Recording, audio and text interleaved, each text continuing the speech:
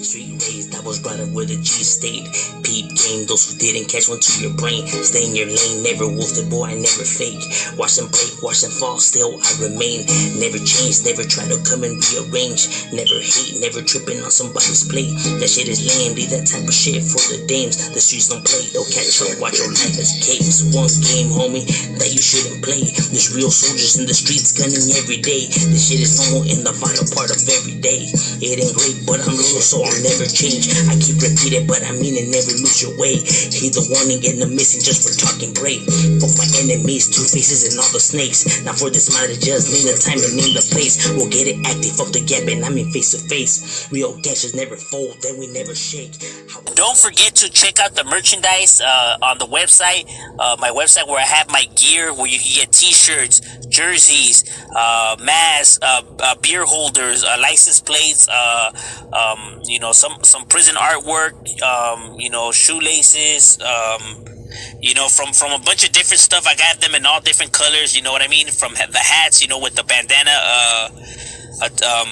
presentation to it, from a bunch of different stuff, and you know, at cheap prices. Obviously, you know, coming from the streets, I already know the struggle is real, so I already know that the wallet is not deep for a lot of people, you know what I mean? So I always, you know, I look out for the gente and try to hook them up always as much as possible, because you know, I already know how it is, you know what I mean?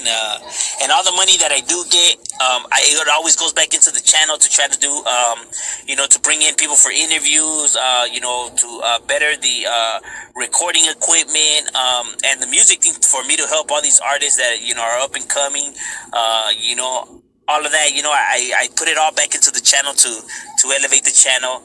So that's what the money is used for, you know. So I do appreciate you guys' support. Check out the merchandise. Like I said, check out the website. The link will be in the description.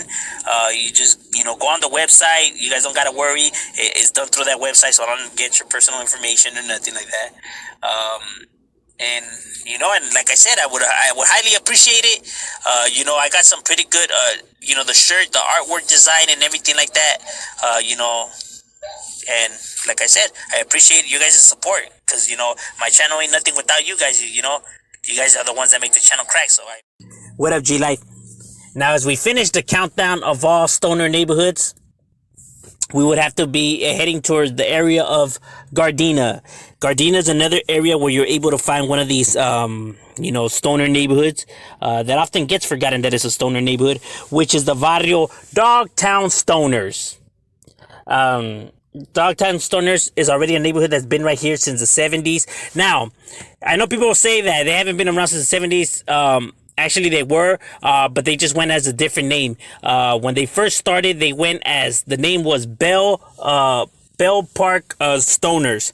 That was the name of the barrio. It was Bell Park Stoners, obviously located right there in Bell Park in Gardenas. That's where they used to hang out, you know, and do their thing. And then they changed it roughly around the late 70s, early 80s. They changed it to Dogtown Stoners. You know, and that is how they got their name.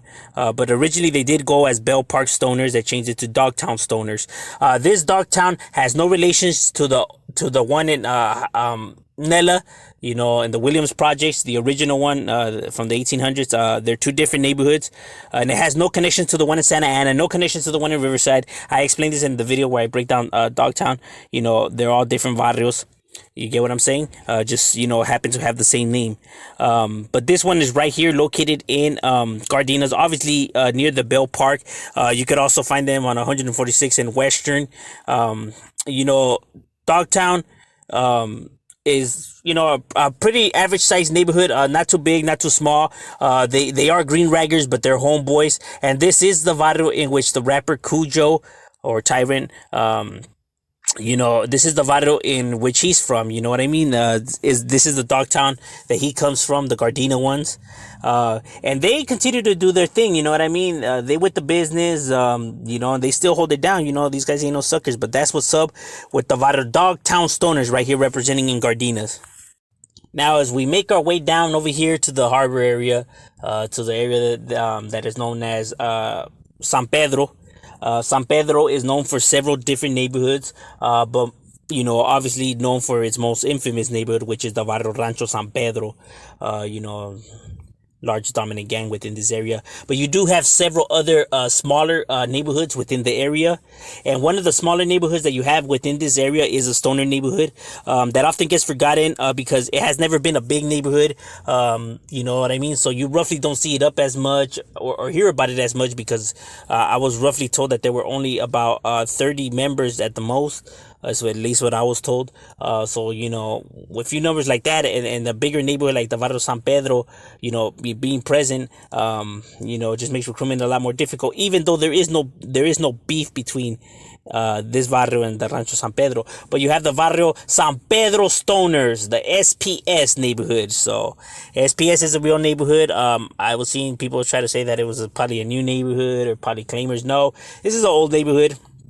Well, not that old, but going already back late 80s, early 90s when it was established. Like I said, roughly a small group of individuals, but nonetheless, real individuals that did real things for their neighborhood. You know what I mean? These guys ain't no suckers, you know. But this is a real neighborhood that continues to still represent to this day. You know what I mean? You still see the graffiti by them. You know what I'm saying? So don't count them out for the count. But that's what's up with the Barrio San Pedro Stoners right here, representing for their stoner neighborhood in San Pedro. And to now cover the next stoner neighborhood on the list, we have to make a trip to the OC. That's right, Orange County, to the area that is known as Santa Ana. Santa Ana, very notorious area right here in Orange County. You know, this is, you know, where it goes down right here. It's rough, rugged, and raw in Santa Ana. Don't ever get the OC twisted or end up missing. And this is an area where you're able to find one of these other stoner gangs. Now, this one's a little bit different because this is a new neighborhood, because this neighborhood actually used to be a tagging crew before, tag bangers, pues, that transitioned into neighborhood, at least from what I was told. You have the Barrio SAS. SAS standing for Santa Ana Stoners. Santa Ana Stoners, like I said, roughly more of a smaller, newer group. You know what I'm saying? Because they don't have that long being up, you know, since the 2000s. Early 2000s. You know, I was told that they're roughly a small neighborhood. You know what I mean? 30 to 40 members. At the max. But the Santa Ana Stoners is a real neighborhood. Don't get it twisted. You know, they have had homies incarcerated. They do their thing. You know what I mean? They be making some noise out there. You know what I'm saying? Don't ever get their vital twisted. You know, they about their business, homie. Like I have said, that whole phrasing of the whole tagger dissing and everything, I never understood that. It makes no sense to me. You know, but these vatos are definitely with the business.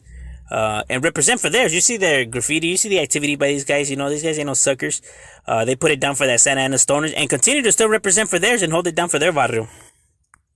Another barrio that you have that's a stoner neighborhood, but that's actually outside of California. This one's outside of California, which is this one I was told is in Las Vegas, 702, which you have the SSS, which stands for Barrio Southside Stoners. Now, Southside Stoners is a neighborhood I was told that started roughly around the late 90s, like around 96, 97 when they were established. And I was told that they're not just located right there in Las Vegas, but in several different states as well.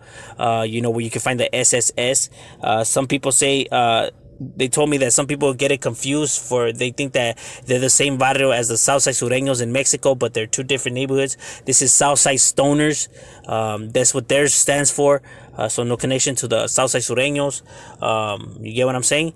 And this barrio, I was told, at least from what I was told, that it's about 60 to 65 members to the Southside Stoner neighborhood.